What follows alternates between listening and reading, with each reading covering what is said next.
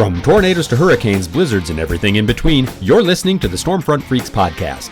The Stormfront Freaks are former television meteorologist Mark Massaro, atmospheric science graduate and skywarn storm spotter Brady Harris, digital meteorologist and weather producer on the Weather Channel app Dina Knightley, former on-camera meteorologist at the Weather Channel Kim Cunningham, and I'm your announcer and Skywarn Network coordinator Mark Johnson.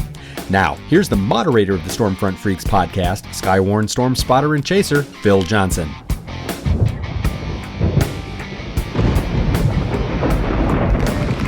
Well, hey everybody, welcome to the most entertaining weather podcast on your listening and viewing device. This is the Stormfront Freaks podcast. If you happen to be a first-time listener, thanks for stopping by to check us out. Be sure to go to stormfrontfreaks.com. You can access our library of previous shows, famous guests from the weather industry, like Storm Chasers, Pecos Hank Shima was with us once. We also had Daniel Shaw from Australia, just a couple of the chasers that have been with us in the past. But this is episode 73. We happen to have tonight Storm Chaser Skip Talbot is going to be joining us at the bar tonight. So welcome, Skip is here.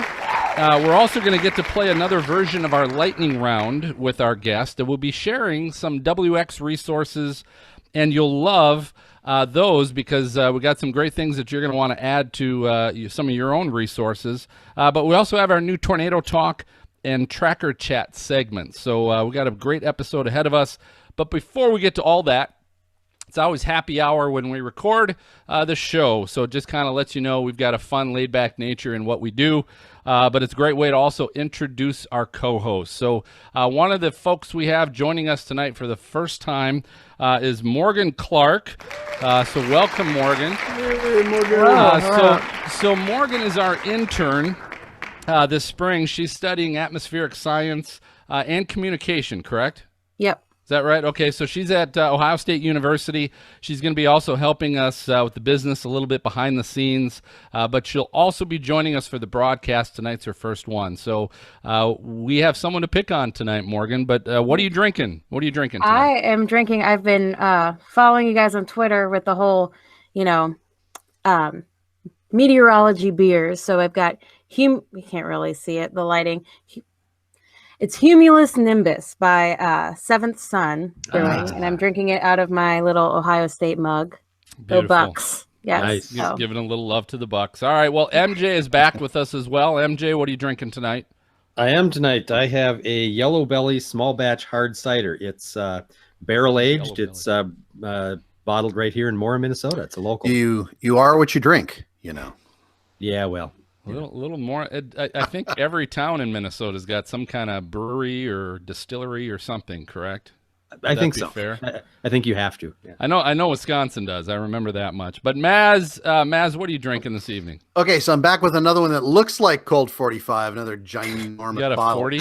Wow. This is a not just for breakfast stout, and it is strong. This thing is like my wife. I was sitting next, like 2 seats away from my wife, and she's like, "Man, that is strong." I'm like, I know, like, wow. So amazing. All right. Well, hope you make it through the show with us tonight. And then Skip's joining us, but we're also going to find out what are you drinking tonight, Skip. Hey guys, I just got some Cabernet here, so nice. Red wine tonight. That works. A little Cabernet. So he's using the lingo earlier before we started the show. Called it the cab, and I'm like, what is cab? Okay. All right. So let's do this. So for Morgan's first show, we're actually going to give her the ability to introduce our guest tonight. She gets that awesome opportunity. So go ahead, Morgan. Yeah. Show's yours. All right. So tonight we have Skip Talbot, a storm chaser from Springfield, Illinois. Skip Talbot is a software and graphics developer who started roaming the Great Plains and Midwest in search of supercells and tornadoes in 2003. He's logged over 100,000 storm chasing miles and has documented over 90 tornadoes. Skip has applied his skills to his passion for storm chasing, developing radar visualizations with video and data overlays to study different events like the 2013 El Reno tornado. He also helps run a nonprofit charity for storm victims called Storm Assist. Now, Skip, let me ask the first question here. What is your favorite phenomena to search? Are you like a supercell guy? Are you more into tornadoes? What's your forte? Yeah, the tornado is the pinnacle. I mean, it's the ultimate catch. So yeah. So you look like, I'm sorry, you look like you're like 21 and you've been chasing for 10 years. So you're the youngest storm chaser ever on the plains, right? Yeah, I'm 35 actually, but I started in college. So yeah, I've been going around for a while, but yeah, I've got a bit of a baby face. So I'm going to ask you a little bit, Skip, obviously with your career. So your career, you're kind of in software and graphics. My question is, how do you tie that career into how you got interested in storm chasing first? Second question to that is, how do you use your skills in software and graphics to maybe help you with storm chasing? Yeah, great question. So they started off as two completely separate, paths. I was doing one thing over here and another thing over there. My job was completely independent of my storm chasing hobby, and it just started as an interest for me, something I wanted to go and do. So I just went out into the field and started storm chasing. And meanwhile, I had my own job as a software developer. But the two have now converged, where I have folks, atmospheric scientists and other people asking me, we need help with this software, we need help with this website. And so right now the projects I'm actually working on directly tie into the storm chasing I do. So I'm working with these same scientists out in the field, and it's kind of come full circle now, where I'm using my skills as a software developer to build radar software and websites where we can visualize what these storms are doing. And yeah, I've actually used that out in the field. So I have some of my own custom tools I've written that help me track down a storm, get a better position on it, actually point the cameras that I'm using when I'm out there out in the field. So I use kind of a robotic camera dome setup, and I have custom software that drives that. So yeah. How was your first one? Everybody has their first storm. So how was your first day storm chasing? What was it like? My first day of storm chasing was borderline disastrous. It was wildly dangerous and reckless. I do not recommend anybody do what I did for my first time. I was in college. I was with my buddies, and I'd been studying about storm chasing for a few years and wanted to go out in the field and do it. But I decided tonight's the night, we're going storm chasing. There was a high risk for tornadoes in Illinois. There was a big tornado outbreak underway. I told my college buddies, come on, jump in the car, we're going storm chasing. We had a weather radio, a paper map, and that was it. It was nighttime. There was a major outbreak in progress, and we were just listening to the radio in the darkness. And I found a town name that one of the warnings called out, and we plotted a route, and we got in front of that storm. And we wound up core punching a tornado-warned supercell in pitch black, and over the roar of the hail, we could just make out the tornado sirens. My friends wanted to murder me. Luckily, we didn't drive into any tornadoes, but yeah, it was pretty dangerous. I take it you were driving? No, I was doing the map and the radio. So yeah. You had a very faithful driver then. Yes. If they were following your instructions. Yeah. Did you get hailed on? Oh yeah. Yeah, we had golf balls coming down in the pitch black darkness. We couldn't see a thing. And it wasn't your car. Yeah. I'm trying to think. I think we did take my car. So oh, did you? Okay. That's probably one of the reasons why we kept going. So yeah, you thought, hell, that's not my car. It doesn't matter. So, hey, I wanted to quick jump back to your, as you're talking about vehicles, so you're talking about this software program that helps your camera. Yeah. Explain that a little bit in layman's terms. Sure. So when I'm chasing, there have been moments where something's happened behind me or to the side of me, and I can't get a shot of it, because I'm in the car and there's an obstruction, or I just can't get a good video shot while we're in motion. So I said, I got to fix this. I got to devise a way to correct this. So in 2009, I built a camera dome. And what it is, it's an acrylic dome that's see-through. And I put that up on top of the roof of my car. And inside is my video camera. And I actually have little servo motors, robot motors that do the pan and tilt of this camera. And then that's connected to the laptop in my vehicle. And then I can actually control via software that I've written with the cameras looking at. I've got a nice little video preview on my screen. So, I mean, there's been times where we've had a tornado literally chasing us down the road, and I can just quickly adjust that software and then point that camera straight back and be tracking that tornado, even though it's behind us. Is 2.0 you're gonna teach it how to actually see a tornado and just track it by itself? Is that next evolution? Yeah, the software is configurable.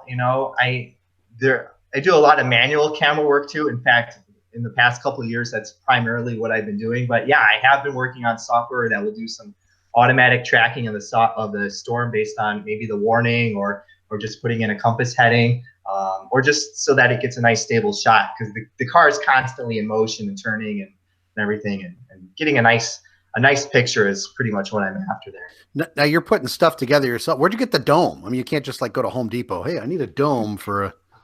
Yeah, I mean, actually, a lot of the parts I can get from Home Depot, but there are a lot of internet suppliers out there that will do custom fabrication stuff for you. They'll do laser cutting of plastic parts, and you can even have stuff 3D printed now, which is really cool. I'm buddy with a guy named Brad Goddard, a chaser out of the Quad Cities area, and he runs his own fabrication shop, and he's made parts for me. But yeah, I can actually, there's websites where you can custom order an acrylic dome, and they will make it to spec for you. So yeah.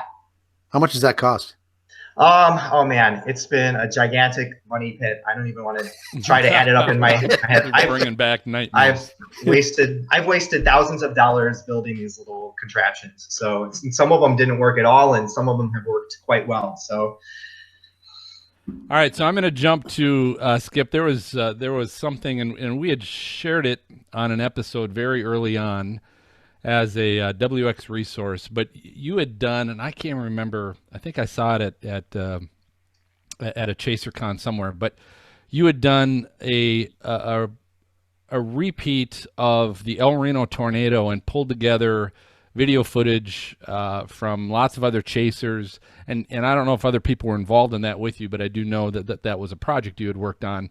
But it was really cool because it could track the path of the El Reno Tornado, and it also allowed you to view the video of any of the chasers around the tornado at the exact moment, and had it all synced to each other. So you could track a chaser on the north end of it and one on the south end of it and see both views synced exactly at the same time to see different views of that. So I just thought that was the coolest thing in the world. But my question is, what was the real end game to putting that together? What were you trying to accomplish with that, and what have you accomplished with it? Yeah, so what that was is the El Reno survey, and if you want to check it out and go look at it, just Google El Reno survey and the website will come up, and you can use our interactive web tool.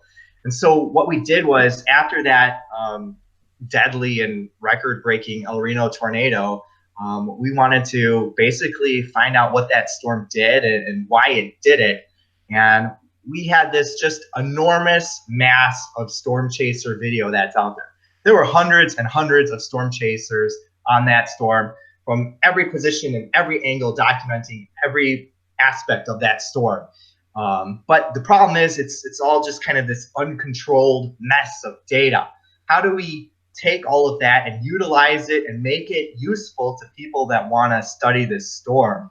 So Anton Simon, he's an atmospheric scientist out of New York. He's our project lead. He organized our group and brought me on as a software developer. And he said, let's take all of this Storm Chaser footage, let's put it in one database, and let's synchronize it so that we have everybody's video down to a 30th of a second accuracy. And we know exactly where every chaser is, where they were on this storm. And what they did is they actually looked at the lightning strikes in that storm. So there's a flash of lightning, and we can see it in everybody's video. And then we synchronized every single video to that single lightning flash. And that gave us basically an accuracy of one frame of video, which is about a 30th of a second. So we had 90 Storm Chasers donate video from this event, put in this database. It was all synchronized down very precisely. We got everybody's very specific GPS position using Google Maps. We can look in their video to see exactly where they're positioned. We took all of this data, put it in a database, and then my job was to come in and make an interactive web tool based out of that. So when you go to the website, you'll see an interactive Google Maps display. On top of the map is the radar data from the storm. You'll see the tornado animated across the map in real time. And then all of those 90 storm chasers, their video and positioning data is in that tool. And you can flip between the different video angles. It's all interactive. You can click on the cars as they move along the map and see who's shooting from this location, who's shooting from that location. So what we wanted to do with this thing is make a research tool that's available to anyone that wants to use this data to learn from the storm. And it's been several years now, but there are still projects and research and a lot of great work that's coming out of this effort. Stuff is still being published. Some of our more notable projects that we've been able to contribute to, Jana Hauser, she's an atmospheric scientist. She works with Howie Bluestein. She used the Rexpol mobile radar data from that storm and then compared it with the Storm Chaser video in our web tool to verify their radar observations from the storm. And they had a really, really surprising discovery. The lowest tilt of the radar beam, they usually discard it because there's too much ground clutter and noise. They don't like that data there. It's unreliable. But what they saw in their data was really intriguing to them. They noticed that the tornado vortex signature appeared in the lowest tilt first before it appeared higher up in the storm, because they're slicing that storm at different heights. They said, hey, this tornado started at the ground first, not up in the storm. So this looks like a pretty compelling case that we have bottom-up tornado genesis. Basically, this tornado spun up from the ground first rather than touching down coming out of the clouds. So they normally would find that radar data suspect because it was just in that lowest tilt, but they were able to go back and use our tool and say, okay, at precisely this second when our radar beam sweep the storm, what were the storm chasers seeing? And sure enough, from multiple angles, we had there were multiple vortices kicking up from the ground in the storm chaser video. So yeah, I'm on the site right now. It's very cool. And I got to tell you, you guys are like the human Dorothy. You're all like those little teeny bits of information where you can go on the map. This is now, I'm also on the call for a data page. Are you still accepting data from people? Yeah, absolutely. So, we've had people donate shots years after the event, and we will still plug it in and make it available for use in the tool. Absolutely. So, and again, there's still discoveries and work that's being done with this. So good job, Skip. This is cool. Thanks. That is cool. All right, hey, our intern Morgan, you've been pretty quiet. I got on the site. You're checking it out too. Yeah. All right. Well, I'm going to ask some fun questions here a little bit. So, Skip, chase alone or with others? Both. I usually try to have my regular chase partner with me, Jennifer Brindley. Yep. But I'll go solo too. But it's always nice having the extra eyes, extra help in the car, and somebody that you click with, and it makes you such a better chaser. So when you have a chase partner, how do you divvy up your duties? How do you and Jennifer split that up? Yeah, I do most of the driving and most of, I would say, kind of the radar nav, and Jen, she is looking out the window and shooting. She's doing stills and I'm doing video. And I try to, again, with the camera dome and my camera mounts and stuff, I try to let my video run autonomously so that I can focus on the drive and the rest of the chase. But yeah, she is actively doing all of our photography. So, and really doing most of our storm spotting, because I'm focused on the road. It's up to her to find, the structure that we're looking at. So when you're picking volunteers and stuff, do you have like a survey? And one of the questions is like, do you have a strong bladder, can go for hours without having to go to the bathroom, stuff like that? Yeah. You mean like when I'm having people come with me? Yeah, because I'm down to 15 minutes and I almost have to go again. Yeah, so Maz, you're out. Yeah. Yeah, absolutely. I mean, having a large bladder is one of the best skills you can have as a storm chaser, for sure. I agree. Yeah. Okay, so here's another fun question. Top 5 things you need to have access to when you're chasing besides your vehicle. So top 5 things besides your vehicle while you're chasing that you need to have access to. Catheter. Yeah. Yeah, we actually talked about putting in a relief tube in the vehicle, and wow. just drill a hole through the floor and run some polyurethane through there. Yeah, no funnel. Yeah, man. No, Morgan's not coming back. By the way, she's done. I'll go. I'm not going. No. I actually have a really funny story about that. So I actually chased in the Tornado Intercept vehicle for a while too, and inside the TIV, they actually have a hatch in the floor for that very purpose. You just open up the hatch, but the problem is there's so much wind that comes in, it just absolutely doesn't work. So, wow. So yeah, visual. Top 5 things. So I try to break it down into categories, and so I don't really even know if you need 5. So 5 things, like think either sites, websites that you got to use, or obviously to use it, you need to have your phone or a laptop. Yeah. Yeah, like any of those things. Yeah. So number 1 is you need some form of navigation, and that varies from chaser to chaser. What's yours? I use my laptop with a GPS puck, and Delorme Street Atlas is the software that I use. So a lot of more modern chasers are just using their phone and Google Maps. And after that, you need some data. And again, modern chasers, they're using radar scope on their phone.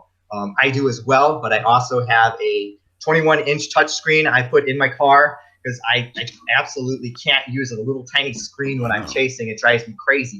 So I have a giant screen in my car, and on top of that, I have radar and my nav right there on the touch screen, so I can just very quickly poke the screen and see what I need to see. So that's 4 things. So you have your GPS puck, you have your touch screen, you have your maps, and you have a radar scope. You got one more thing. Yeah. Okay. One more thing. It's the College of DuPage's website, because I can get all of my forecasting. Yeah, models and satellite and current observations. It's like my one-stop go-to shop. So, yeah. If you've got a blue sky bust and you got a 21-inch screen, do you ever I'm going to watch Lion King now? Absolutely. Yeah. We put out a movie when we're doing it. Sure.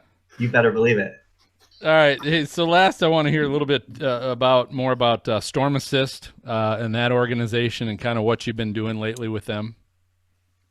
Yeah, Storm Assist is just a loose-knit group of storm chasers. We're all volunteers. We came together and we said, hey, how can we help the people that we see impacted by these storms that we're out there documenting? And so we came up with various ways to raise money for victims of storms and tornadoes.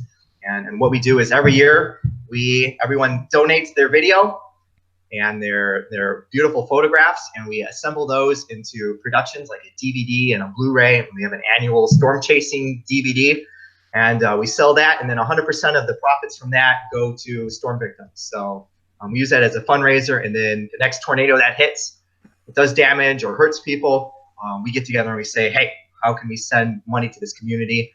Well, we're a small group. Our donations are relatively small, so instead of them just going to, say, the Red Cross, where we get kind of lost in the overhead, we try to actually go directly to the community. So we've donated to pet shelters, schools.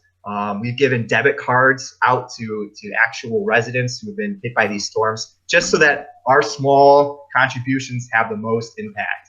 So that's awesome. Yeah, that is. That's really good. Well, I'll tell you what. Hey, we're going to take a short break. Go ahead and refill your drink and check out our tracker chat with the Tornado Trackers.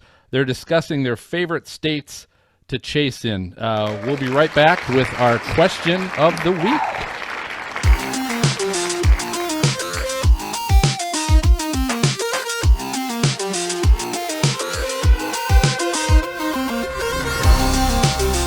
Welcome back to Tracker Chat with the Tornado Trackers. I'm your host, Jeremy Heyman. I am joined by my chasing partners, Gabe Cox and Jeff Mangum. We want to just chat a little bit today about our favorite states in the U.S. to chase storms. So I think probably everybody has their own opinion, their own favorite, but we will let Jeff Mangum kick us off. Jeff, what is your favorite state to chase in? Idaho. I don't know if I've chased in Idaho. I bet it's great. I think for me, it would be as northern plains as possible. The flatter, the better. Because one of the things that I like, and really even the way I like to photograph storms and video storms, is as much space as possible and as much storm structure as possible. And that's probably true for just about every storm chaser. But I think for me, Kansas has always treated me well. Nebraska has treated me well. I love getting into some of those central northern plains and having as much space to operate as possible. Even if you're not on the tornado, you're still getting a great visual of the entire storm structure. And that serves as enough for me until I can get to a possible tornado. I think Texas is unique, and it depends on what part of Texas. Texas is, I've always said, is like 4 states in one. Love the Texas Panhandle, and for a lot of the similar reasons, I love the central northern plains, but it's just flat, and the road networks are not too bad. And so what I do not like is central Texas, northeast or east Texas. That is jungle, or it is hill country that becomes very difficult to get a view, not only on a tornado, but even storm structure in general. So give me the plains all day long, or the Panhandle in Texas. I'm going to put you on the spot. You got to pick one. What do you pick? All right. I'm going to give Texas Panhandle. I think there's some unique stuff that happens there. And it really is, it is so big. I mean, it's so wide open, but there is just nothing getting in the way of your shot. Awesome. Very cool. Texas Panhandle from Jeff Mangum. Gabe Cox, what is your favorite state to chase in? Oh boy. Let's see. Well, I can tell you where I don't like to chase is my home state of Florida. If you love chasing in swamp and the jungle and then getting cut off by the ocean, Florida's all yours. It's hard to choose just one, but I think if I had to choose, I'm with Jeff about high plains. Flatter the better. I think Colorado, the plains of Colorado, have definitely treated me well. Mm-hmm. And the Colorado plains are elevated, so you can generally squeeze out a tornado with less than favorable conditions as you would need in the plains. And I have seen some real beauties out in Colorado. Yeah, absolutely. High-based, white funnels, really gorgeous. Lots of dirt. Oh, yeah. Lots of dirt. Yeah, that's another great thing about it is the reddish-brown soil there. When it gets mixed up in a funnel against the blue-greens of the storm, it makes for an extremely photogenic tornado. Mm-hmm. Yeah, I want to change my answer to Colorado. No, you Too bad. Well, thanks for that, Gabe. Yeah, for me, I born and raised in Nebraska, so I have to say Nebraska. We definitely follow the idea of always chase Nebraska. It's just a magical place, obviously very flat, pretty good roads. I-80 runs all the way through it. Grid system there as well. So really gorgeous storms, especially in the Panhandle. It's the sand hills, and so there's kind of like a surface of the moon feel of the Nebraska Panhandle that's really, really gorgeous. So I always chase Nebraska. Man, nobody chose Oklahoma. Controversial. One place that I haven't chased, or two places I haven't chased that I'd love to, are the Dakotas up into Canada. And that's a dream. Yeah. I'm going to make that happen. Yeah, the Canadian chaser scene is real and alive, and those dudes are real, and ladies are super talented chasers up there in Canada. Awesome. Well, thanks, guys. That was Tracker Chat on the subject of our favorite states to chase in. Looks like we rounded it out with Nebraska, Colorado, and the Panhandle of Texas. Yeah, tell us your favorite state to chase in on Twitter @Tornado Trackers. We'd love to hear from you there. You can find us everywhere else on social media @Tornado Trackers. We just released a great 2018 year in review highlight video. It's really great. It's only 2.5 minutes, so definitely worth your time. You can also check us out at tornadotrackers.org. But this has been Tracker Chat. I'm Jeremy Heyman, and I've been joined by my chasing partners, Gabe Cox and Jeff Mangum, and we will catch you next time.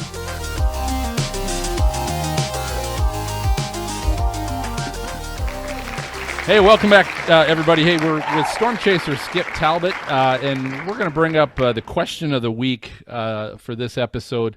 So recently, AccuWeather has come out with their Real Impact Hurricane Scale, and I believe it's still a 1 through 5 kind of a scale, but they're trying to take into account all the other threats of a hurricane with their scale system, and there's a lot of pushback in the weather community because is it too confusing now? We're giving the public multiple information, whether it's the Saffir-Simpson scale that's currently being used by most, and now we're giving them some other scale.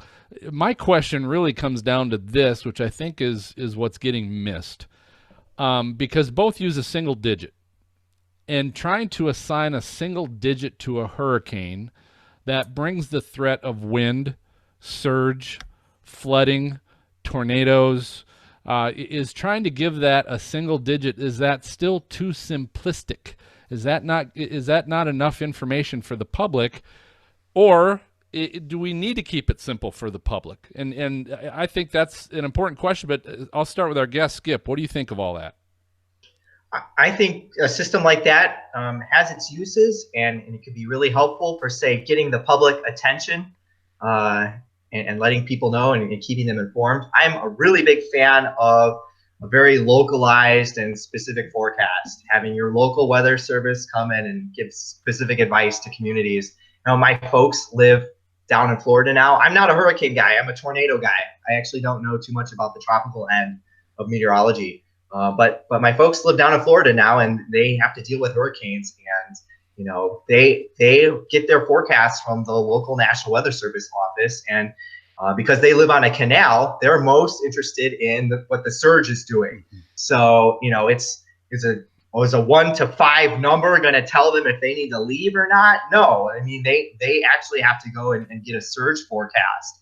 And so that's where, you know, somebody like the NWS can come in and say, hey, you know, if you live at such and such place, we're expecting 12-foot surge. You need to get out, you know, if you're on the canals. So, do they know where to find that information? Yeah.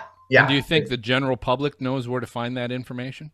A lot of them don't, and you know, it can be a little bit of an overload. But I mean, there is a lot of information out there. So I guess that's one of the benefits to, say, having an AccuWeather system where, you know, they're going to give you a number and say, you know, hey, this is kind of an attention-getting device. You know, where do I go to learn more now? So hopefully they're tuning into lots of channels at that point, and then not just, you know, trying to go off of a very simplistic system. But yeah. Maz, what's your thought, being a former TV guy? Well, first of all, I didn't know that AccuWeather had that scale. I was unaware of that. But I agree with Skip. I'm all for more information. But I also know there's a lot of lay people out there who are like, they barely know the Saffir-Simpson scale, and giving them something else. I think it could be used in conjunction with, I don't think I would ever replace it.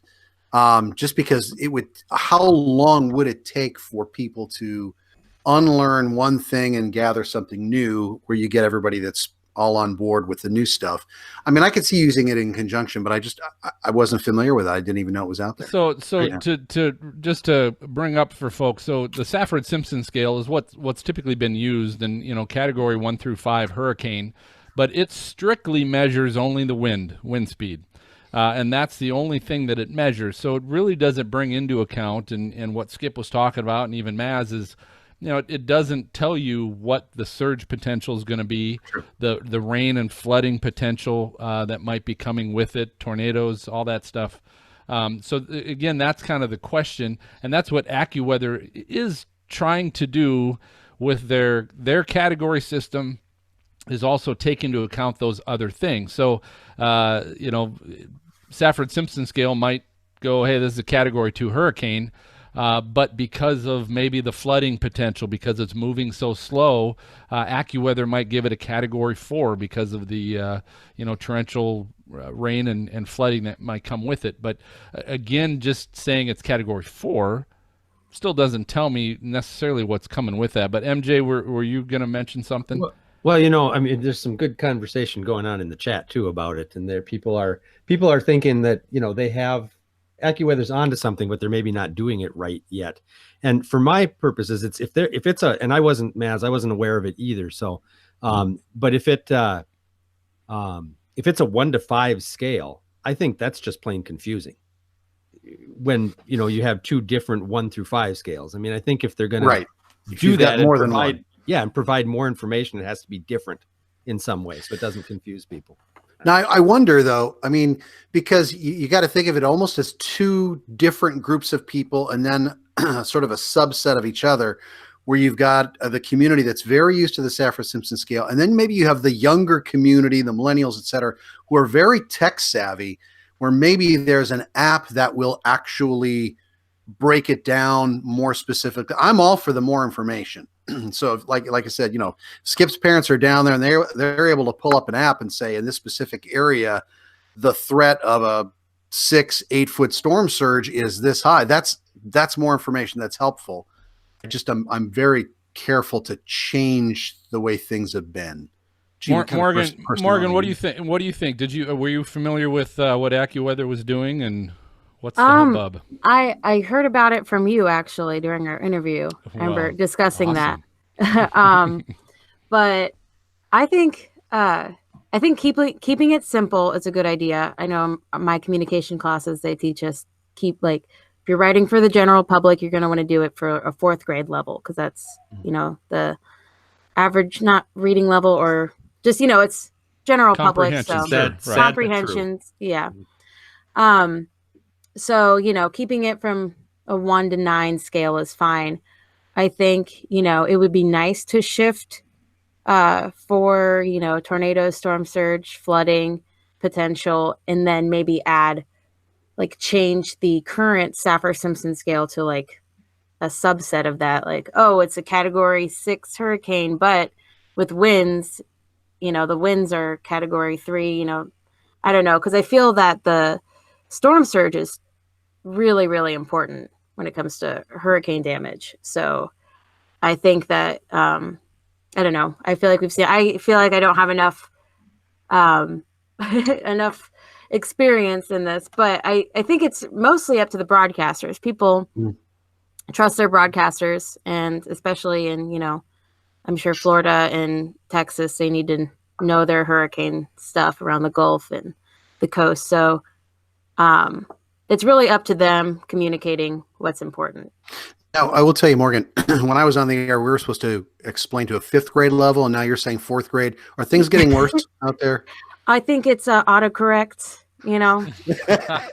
People are saying the letter U instead of YOU and all that. Okay. But do you think it would be too complicated to still maybe have a category 1 through 5, but you rank a category for each of those threats? You have a wind scale threat, keep Saffir-Simpson wind scale threat, but you also have a category 1 through 5 surge threat, 1 through 5 flooding threat. Maybe like a letter scale. I was thinking about this, comparing it. I have R2, curly, D2. Well, I have curly hair. So for curly hair people, there's different types. There's 3A curls. I don't know if any curly hair girls are listening to this, but there's a different texture, and then there's a different kind of coil. If we could do categories 1 through 5, and then an A flooding, it's not going to be detrimental to property damage, or an E, that's Harvey damage. So that would be interesting. I didn't know there was what would my number be for my hair? You'd be a 00. 00. Yes. So Phil, it's interesting that you guys are bringing that up about stick with the Saffir-Simpson scale, but have subcategories. One of our viewers had just suggested that just before you said it, about stick with it, but categorize each different impact. And he said, like they do with percentages on the SPC outlooks. But you've got some other interesting ideas. And again, I don't know if that gets too complicated either. Yeah, I don't know, I mean, that maybe there's a reason why people are doing these just 1 through 5, but I just think it would make more sense to even if I'm on TV saying, all right, everybody, It's a Category 3 hurricane on the Saffir-Simpson wind scale, but understand they are forecasting this to be a Category 5 flooding threat because of the speed and I don't know. Or Morgan, a Category 3 with pink curlers as opposed to the blue. Yeah. That's right. That's right. Yeah, interesting. All right. Well, we're always interested to hear what you, our listener or viewer, has to say. So feel free, let us know, guys. Send us an email at questions@stormfrontfreaks.com or find us on Twitter at stormfrontfreak, and maybe let us know what you think or let us know what your questions are. But hey, that is the sign. It is time for our lightning round. So this is our game show of flashy questions for our guests. We invite everybody to play along, including you. And tonight, so Skip, we're going to play, I don't know if you're familiar with Family Feud, but we're going to play a little Family Feud Roach Motels. So you're a chaser, and so obviously on the road, you got to pick some motels to stay at sometimes if you're doing a multi-day chase. So we're doing Family Feud Roach Motels. So we're going to play this like Family Feud. Our freaks, they are one family, and you're all by yourself. So it's like you're chasing alone today, but you are your own family. So what I'm going to do, so we have our top 10 answers on the board, and I'm going to start first with you, and then I'll pick one of the freaks, and whichever one of you picks the highest ranking one, you'll have the choice of either keeping it and going with the whole thing before you get 3 strikes, or you can pass it, hoping that the other team will get 3 strikes before guessing it all, and you can steal it. So just like Family Feud. So here's how this works. So this is according to the American Customer Satisfaction Index. Which 10 hotel chains receive the lowest scores? Right? Why we're calling it Roach Motels. Which 10 hotel chains receive the lowest scores? So we're throwing some people under the bus tonight. But Skip, I'm going to start with you. What hotel chain do you think received the lowest customer satisfaction score? Red Roof Inn. Red Roof Inn. Red Roof Inn. No, Red Roof Inn is not on that list. Wow, really? Now it's possible that they weren't surveyed. I don't know that for sure. But Red Roof Inn is not on. So I'm going to go to MJ for the freaks. What would you say? Motel 6. Motel 6. That is number 2 on the board. So freaks, you guys can either keep it and try and guess them all before 3 strikes, or you can pass it to Skip. He can try and guess them all before 3 strikes.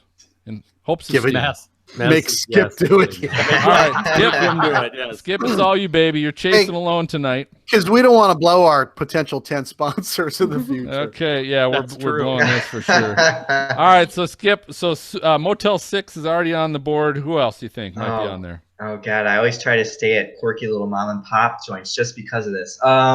Super 8. Super 8? That would be number 1. Number 1, of course. For worst customer satisfaction. So Super 8 and Motel 6 on the board. You still have 3 through 10. Gosh, I'm even blanking to come up with any more. Days Inn. Days Inn. That is number 4 on the list. All right. Good job. And again, these are pretty well-known hotel chains. And some of them, truthfully, you might not think are really that bad, but they were in the bottom 10 of this list of, I think it was maybe 25, 30 hotel chains.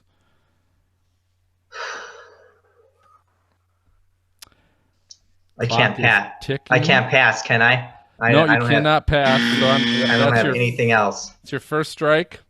You can't think of another hotel chain? I can, but there's no way they're on the list. Well, there's nice try it. You got nothing to lose at this point. Let them stay. No. What do you think? They won't let you stay there anymore. Yeah. No, like we always try, because Jen has a friends and family discount that we use all the time at stuff like the Marriott. So there's no way they're on there. And, you know, I'm thinking of Best Western and Hyatt's, and those are all really nice hotels. So, but pick one. Go ahead and pick one. What do you think? Even just one, you know, they might not be on there, but it's better than taking 3 strikes without even guessing. Gosh. Oh, Well, how about La Quinta? La Quinta, number 8 on the list. Very good, coming through there. All right, still got 3, 5, 6, 7, 9, and 10. Yeah, right. Gosh, where have we stayed? We've stayed at some real dives. I like Microtels, but are they on there? Microtels are not on there. That is your second strike. And again, realize that some of these are okay hotels. They just happen to be at the bottom of this list. Doesn't mean they're horrible, but they just weren't up there with the really good ones. Gosh, the Holiday Inn. Holiday Inn. They always have really nice hotels too. All right, well, too bad, because I already took that as your answer. So that's so that's 3 strikes. So how this works with Family Feud, it goes back over to the Freaks. They can steal it if they can still pick one that's on the board. If they can't, then it's going to go back to Skip, and he wins it. So, Freaks, feel free to talk amongst yourself. We'll make MJ the captain. But what do you guys think? Naz, what do you think? I was thinking Comfort Inn. I hadn't thought of that one. Okay, let's go with that. We're going with Comfort Inn. We're going with Comfort Inn. That is not on the board. That was a good guess. That's a good one. Yeah. So Skip, you win it, buddy. Way to go, man. You win the lightning round. So let me cover the ones that are still here on the board. So number 3 was the Econo Lodge. Okay. Sure. Oh yeah. Number 5 was the Ramada. Ramada. Which I'll be honest with you though, they're kind of low end. Number 6 is Quality Inns. Okay. I was thinking that one too. Number 7, Sheraton. Number 7. Okay. Really? And then Skip, number 9, Best Western. Best Western. That was down there. And then still finishing 10th, but just making it in that bottom 10 was the Baymont Inn and Suites. Huh. So there you go. Look at that. We surprised everybody. Where was this found? This was the American Customer Satisfaction Index.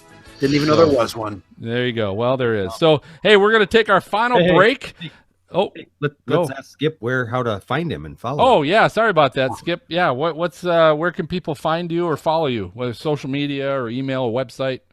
Yeah, I'm scattered on the web. It's you can get my videos at youtube.com/Skip Talbot. I have a website. It's skip.cc. So if you want to see my storm chasing logs, and I've got some resources on there like weather model links and other stuff like that. And I'm also on Facebook. So just look me up, and happy to take followers and friends too. And you can also find Skip at some of the finest Sheraton Inns out there. That's right. All right, so thank you. We are going to go ahead and take our final break. We got a new Tornado Talk segment with the story of the February 2009 Lone Grove, Oklahoma tornado. Were you there for that one, Skip? No. You were not. Okay, well, you can find out about it when you listen to our show, and we'll be right back. We'll share some WX resources for you. So. I'll be right back. There have been over 50 documented February tornadoes within the state of Oklahoma since records began in 1950. During the afternoon and evening of February 10th, 2009, 6 tornadoes hit the state. 5 affected the Oklahoma City and Edmond areas in central Oklahoma, and 1 would become the strongest and deadliest February tornado on record for the state. This tornado developed in Texas in Montague County, south of Spanish Fort. It tracked 2.36 miles to the Red River with winds up to 100 miles per hour. Most of the damage was to pecan trees up to 30 inches in diameter. Witnesses reported a multi-vortex tornado that was starting to organize into a larger twister as it crossed the Red River into Oklahoma. Most of the damage early in the Oklahoma track was sporadic, mainly to some structures and trees. Once the tornado reached Carter County, its width had grown to 880 yards. The twister produced EF4 damage in the Lone Grove area and in the Majestic Hills area north of Ardmore. Maximum winds were estimated between 166 and 200 miles per hour. Per the storm data publication, numerous mobile homes were completely obliterated, with few recognizable pieces left. Also, numerous vehicles were rolled or thrown, some for considerable distances. In the Majestic Hills neighborhood, at least 8 homes and a small private school were destroyed. All in all, in Carter County, a total of 114 homes were damaged or destroyed. Debris was carried as far away as Sulphur. That's about 40 miles away from Lone Grove. There was an estimated 46 injuries during this tornado event. 8 fatalities occurred in the Lone Grove area. 6 occurred in mobile homes. 1 was in a well-built home that sustained EF4 damage. And 1 fatality occurred when a truck was hit by the tornado on I-55, killing the driver. An article in the Daily Oklahoman from February 12, 2009 tells the story of Donnie Holybee and his Aunt Patricia Mapp. Patricia was bedridden with cancer and emphysema and was unable to be moved from her bed before the tornado hit. Her nephew hugged her tight, protecting her the best he could when the tornado slammed into the home. A window air conditioner hit Donnie in the head. His aunt had cuts and bruises. They both survived. A detailed summary about this event and more can be found on our website at tornadotalk.com. This includes maps, images, and newspaper clips. Do you have tornado stories or pictures you would like to share? We would love to hear from you. Go to the Contact Us portion in the About section of our website and send us an email. You can get hooked on more tornado history by following us on social media. All right, welcome back. Time now for WX Resources. These are locations you can find some very cool and awesome weather-related stuff. To kick us off, we're going to go ladies first. Morgan, what do you have for us? Okay, guys. So today I have for you, I'm plugging my own organization, but the Meteorology Club at Ohio State, we are putting on our 23rd annual Severe Weather Symposium, which is older than myself now. And I guess it's always been older than me, but I just realized it today. So that will be on March 28th. We can, put the link to register on the, the show notes. Yep. But that's all right. You're an intern. That'll be yes. I'm new first. But it'll be on a Thursday this year. It's usually on Friday. So if any of you guys listening ever go, it's usually on Friday. It'll be on Thursday at Ohio State in Columbus. And we've got quite a bit of speakers. We actually have a lot of female speakers. I think probably the most we've ever had, which is really exciting. And a diverse speaker list. We've got some emergency managers and some people talking, like some meteorologists, hydrologists, climatology, and broadcasters. So it's going to be pretty interesting this year. I'm pretty excited about it, and it'll be into March. So thought I'd let y'all know. And, that's where I heard of Stormfront Freaks, was at the Meteorology Club Symposium. Where? Yeah. I was there 2 years ago. Were you there? Yeah, I was there. I've been there the last 3 years. Wow. Okay. Well, good. Good to know we had an impact on you. Yeah. I remembered you guys. For all the wrong reasons. So don't get too excited about that. Yeah. Okay. Anyway. All right. Let's see. Skip, you've got one. Yes. Yeah. I've got a couple if you want. I have another event if you're interested. Anybody near the Chicago area or the Midwest, there is the DuPage County Advanced Severe Weather Seminar on March 16. Coming up this spring, and I will be speaking at that event, and they do a great job every year putting on an amazing seminar with lots of really interesting speakers, and hundreds of people attend. It's a great event if you want to check it out. And College of DuPage always has a really big presence there, and they provide a lot of the resources that I use when I'm storm chasing. So I can't plug them enough. So that would be my other big weather resource, is just the guys over at COD. And their site is weather.cod.edu. And again, that's pretty much how I plan all of my storm chasing. But yeah, there's a seminar coming up, and I'll be speaking there. And actually, Pecos Hank Shima, who we've had on your show before, he's going to be speaking there too. So come check it out. Nice. He'll be bringing snakes with him too, right? Yeah. His guitar, he'll bring that with him. Absolutely. There's got to be a concert going on that night at some bar. Man. If I ever fall into like a den of vipers, I want Pecos there, because he's like the magic guy. Back up, snakes. Like, holy crud. Anyway, okay, go ahead, Phil. What do you have? Did you just say holy crud? I did. Sorry. He did. Oh my God. God, I'm gonna have to edit that out. Wow. Jeez, Grandma's not gonna like that language, buddy. All right, so yeah, mine's pretty simple. My WX resource was pretty. I heard about this on Twitter, but if you go, you could pull up and download the Discovery Channel app, or just go to the Discovery Channel website.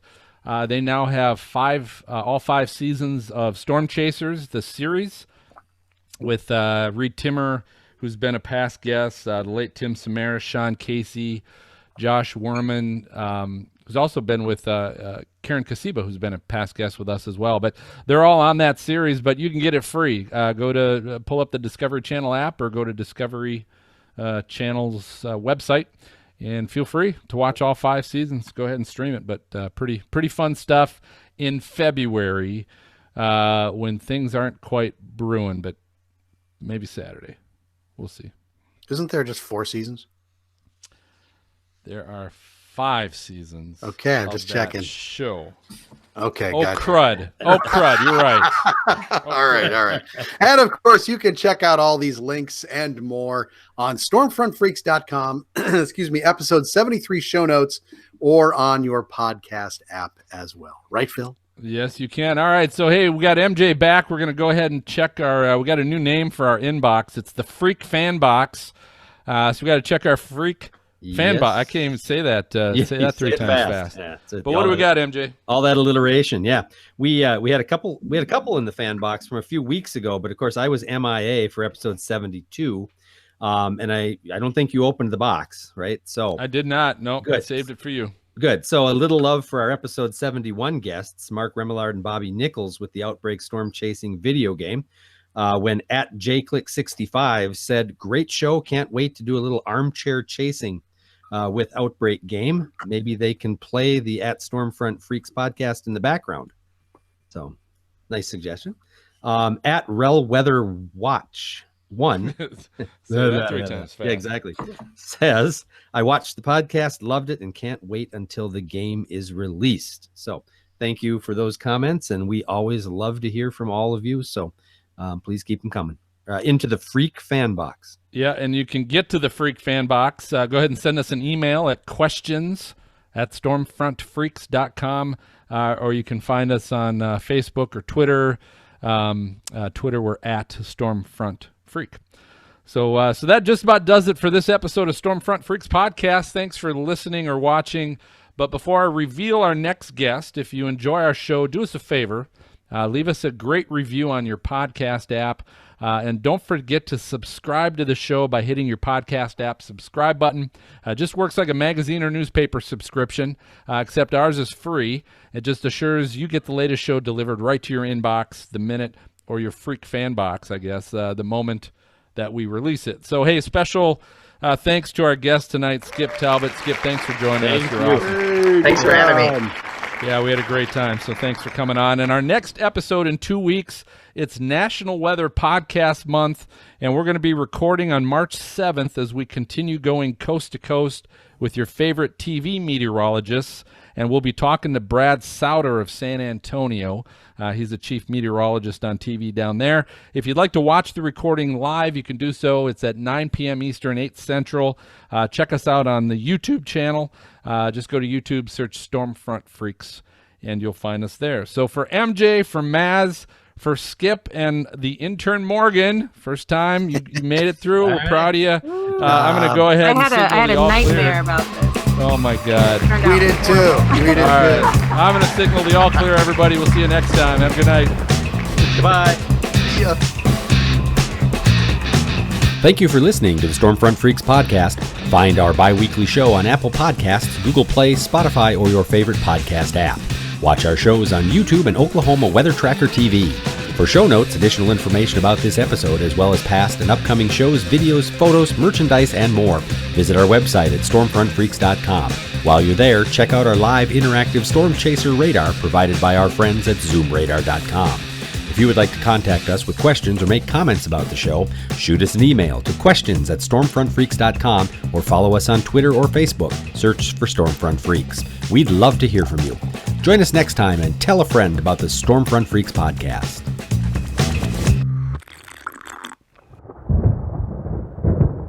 Good job, Morgan. Way to go, Skip. Oh, thank you. Right, No, Skip, I had a nightmare. Yeah, my what's your mom nightmare? came on here.